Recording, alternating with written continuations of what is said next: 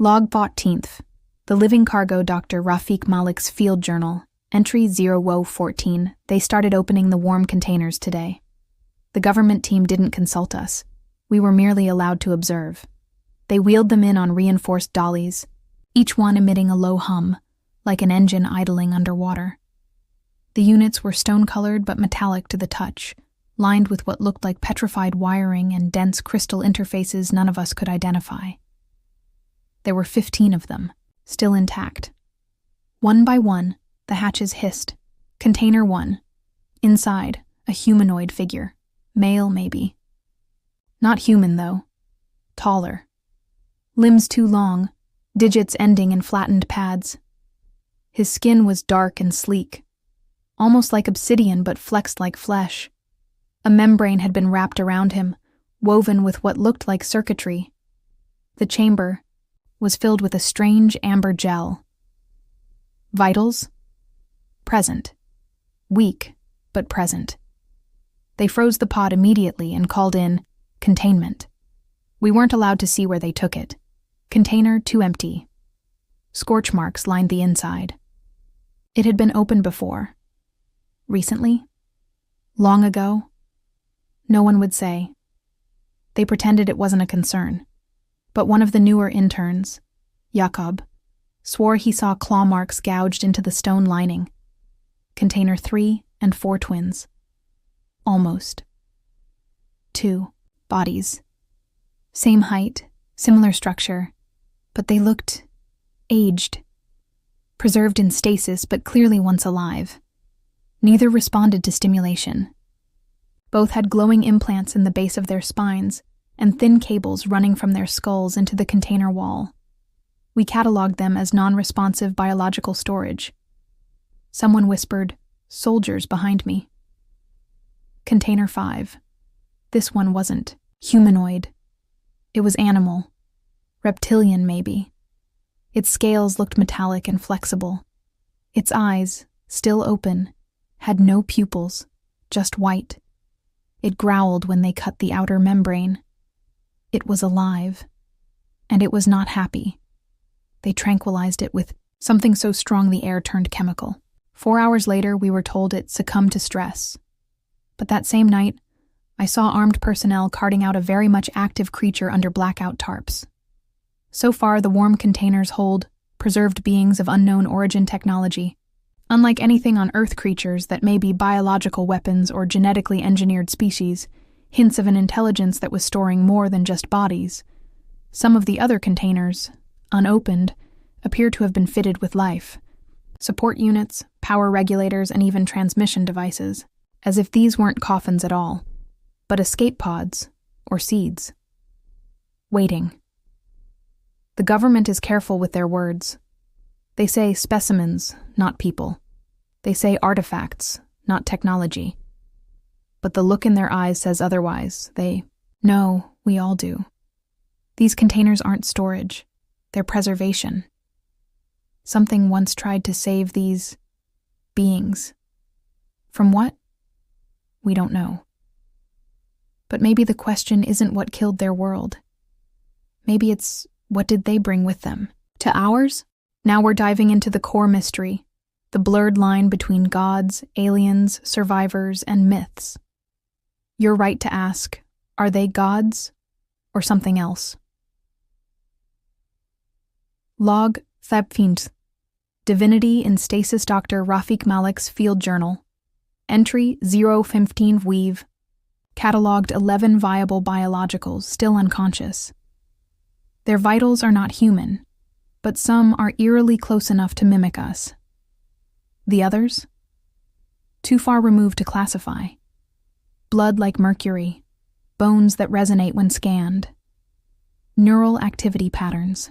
Unlike any life we've ever encountered, they're asleep, deeply, but something about it feels intentional, like they're waiting for the right time, or the right signal. We have theories. Some say they're gods, remnants of a forgotten pantheon.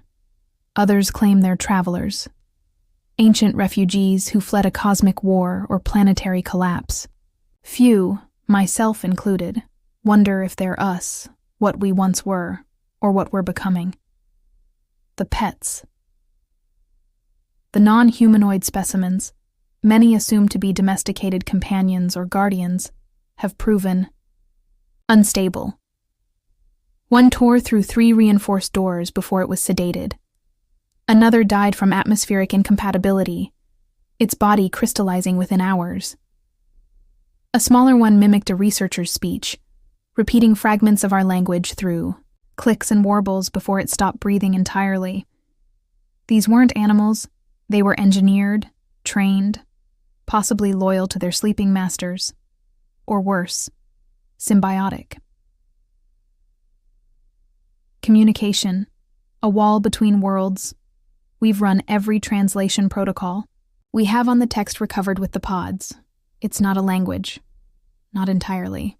It's a multi-layered encoding system, embedded with symbols, emotion markers, and mathematical resonance, like it's meant to be felt as much as read. Some call it divine scripture. Others call it a manual. Even if they wake, would they speak to us? Would they even see us? We could be ants to them, or the reason they left in the first place. The truth, or lack thereof. What is their story?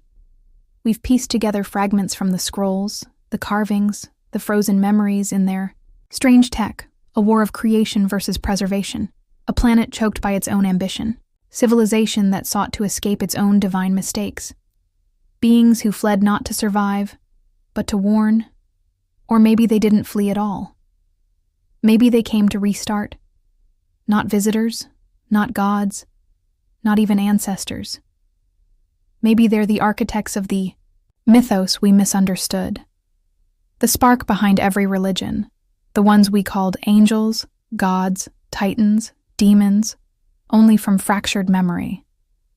And now they sleep beneath our feet, still waiting. Log, 16th. The Eyes of the Forgotten Doctor. Rafik Malik's Field Journal, entry 016-ite, started 3 days ago. One of the viable specimens, Pods 07, spiked suddenly on our neural monitors. For weeks, their brain activity barely registered beyond baseline. But this was an explosion of signal, a symphony of thought, layered, erratic, alive. At first, we assumed it was equipment failure, but no, we triple-checked. Clean data. A mind that had been dormant for millennia was suddenly active. The breathing begins. This morning, Pod 07 began breathing independently. Slow, shallow, but steady. No mechanical support. No tubes. Just lungs that remembered how to draw breath after what could have been an eternity. I watched it for 2 hours. I couldn't move. The body remained still, arms folded over its chest like in reverence or containment. The skin has taken on a faint glow, like moonlight on deep water. Our instruments say the body's temperature has risen by nearly 10 degrees Fahrenheit. No other pods have shown these signs yet, but we are watching. Fear in the silence. We don't know if this is random, a fluke, or a sequence. The government observers are suddenly more attentive. They've placed biometric locks on the containment area, restricted access, and reassigned half our team to other projects. The rest of us pretend not to notice the way they whisper into their headsets or the long black cases they carry. One of them pulled me aside and said, "You'll be remembered for this, Dr. Malik. Just not publicly. Whatever's in these pods, they expect something to happen. Maybe they already know. The eyes had happened an hour ago. I wasn't there. I wish I had been." Cam footage shows Pod 07's eyes opened, only for a moment. A second, 2 blinks. No movement. But they were looking. Not aimlessly. Not drowsy. Focused. Aware. And the moment it happened, 3 systems in the lab glitched. Lights flickered. Sound in the room spiked, though no one was talking. And one of the researchers, Devin, collapsed. No trauma. Just fainted. He said it felt like something brushed against his mind. We reviewed the footage. The being in Pod 07 looked directly at him. We're not alone anymore. I don't know what to make of it. We've awoken something old, and it remembers how to think.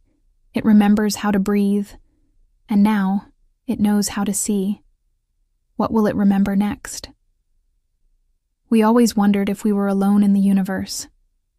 I think the more terrifying question might be, are we the ones who were left behind?